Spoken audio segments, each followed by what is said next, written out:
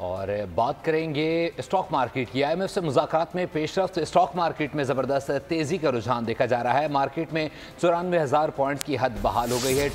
Trading के दौरान index में 700 से ज़ायद पॉइंट्स का इजाफा रिकॉर्ड किया गया है। इसी हवाले से बात करेंगे। कफील अहमद हमें ज्वाइन कर रहे हैं। कफील, क्या अपडेट्स आ रही है मार्केट से?